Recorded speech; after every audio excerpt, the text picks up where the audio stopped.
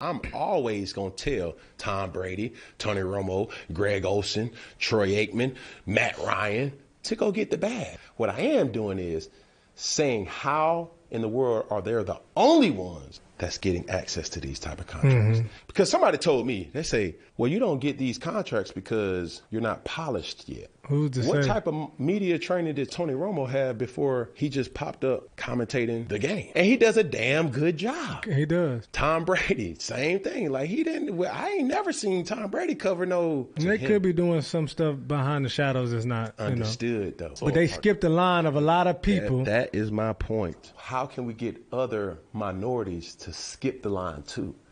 Because we all know ball.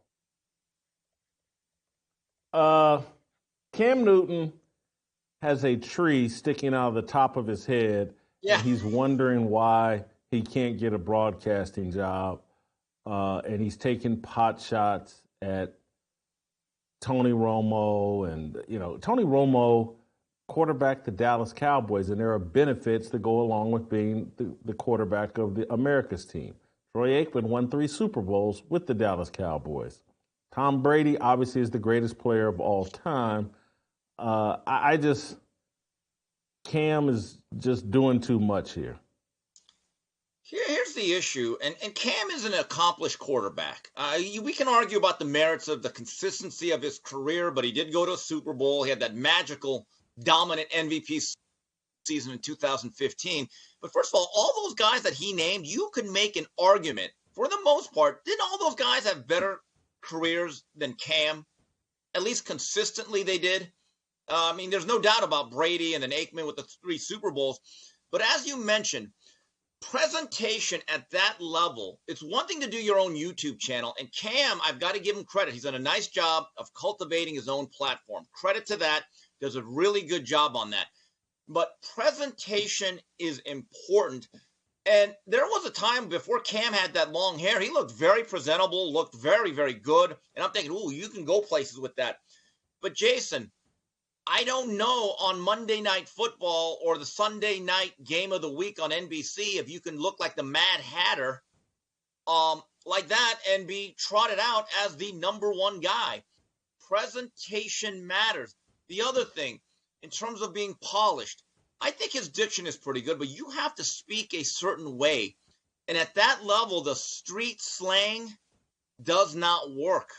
That does not play in Peoria. I know people do not want to hear it, but I'm going to be honest. If you look at the way these guys talk at that level, there are certain lines you cannot cross. The other thing, Jason, if Cam gets one of those big jobs, I would say, first of all, good luck. But number 2, stop going to those 7-on-7 tournaments and stop getting into fights, because that does not help his cause. I know a lot of this, people do not want to hear it, especially from me, but I'm just going to tell the truth. Argue with me about the points, because you can't. All of this is the blunt truth.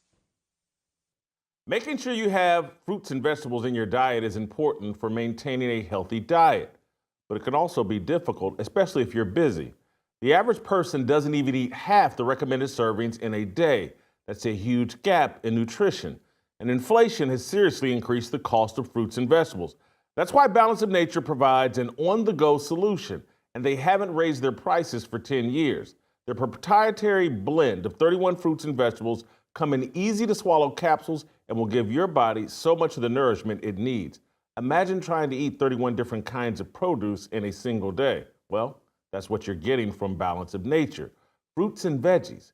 When you go to balanceofnature.com, you'll get 35% off plus $10 off any additional sets with your first order as a preferred customer by using my discount code FEARLESS. That's limited to 5 sets, but you'll save a ton of money while getting the fruits and vegetables you need in your diet. Make a splash into the summer with Balance of Nature supplements.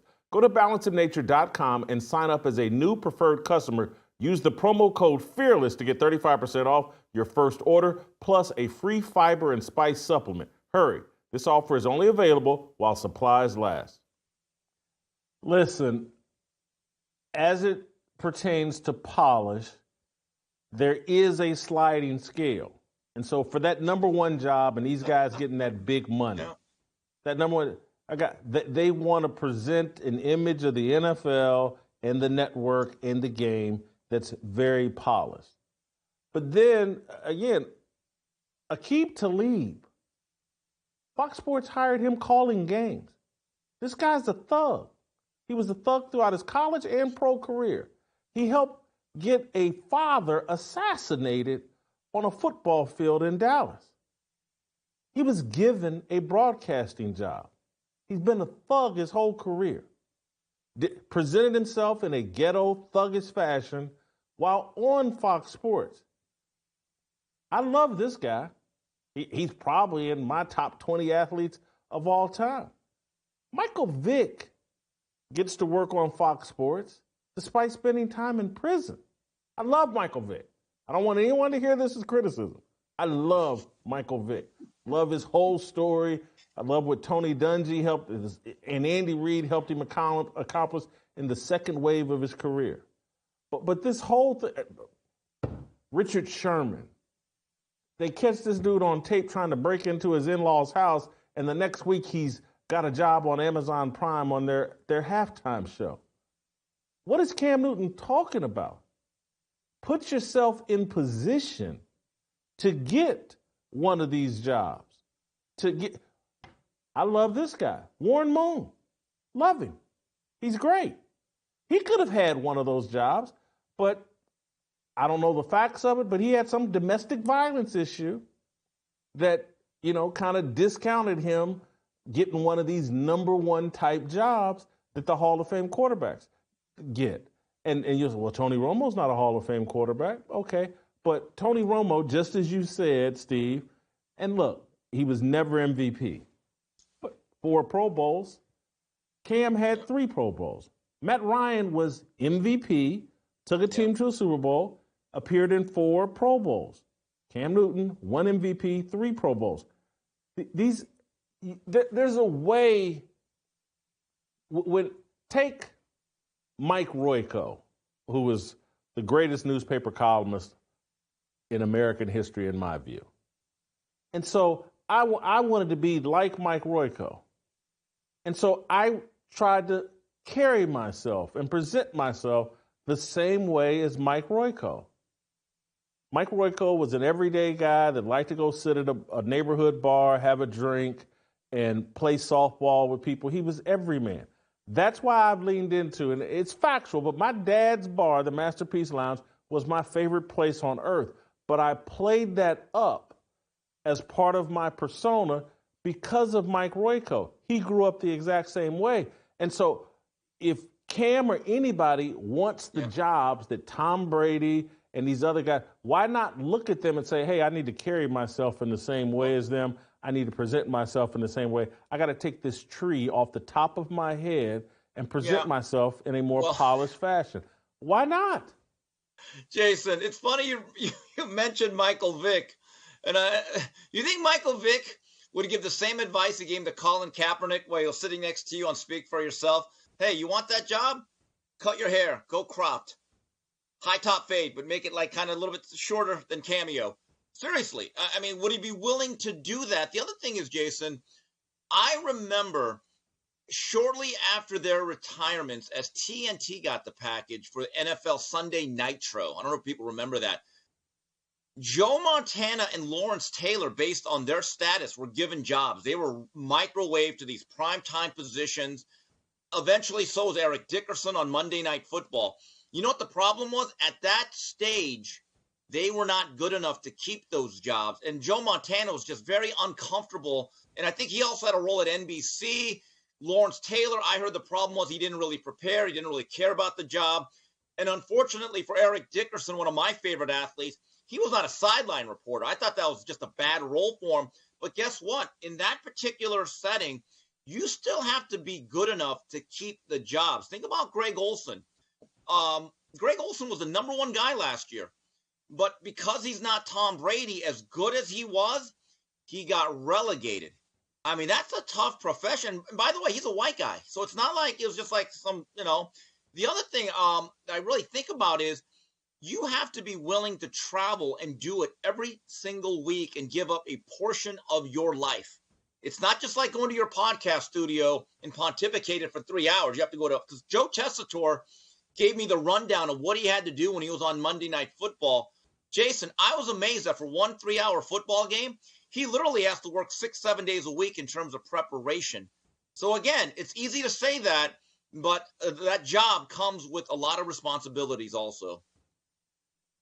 I'm looking at because I'm sure a lot of this conversation is going to revolve around, hey, look at how they're doing the white quarterbacks. And so I'm looking right now at a list of the greatest black quarterbacks. And I've already rattled off Michael Vick. He got a job at Fox Sports. Yeah. He's not calling games. But again, Michael Vick's been to prison, dogfighting, all of that. So that kind of knocks him out of getting the type of job that Aikman and Romo and these guys got. Warren Moon, I mentioned, great guy, great Hall of Fame quarterback, had the domestic violence issues. Steve McNair, he's dead. Steve McNair has passed away. Would have been a candidate for that type of job. Donovan McNabb would be a candidate for that type of job. Drank himself out of it. 2-3 DUIs. That's on Donovan McNabb. It just, I could go, who are the other Robert candidates? Griffith III, RG3, Jason, had a flame out of a career, but he's made a media career out of it.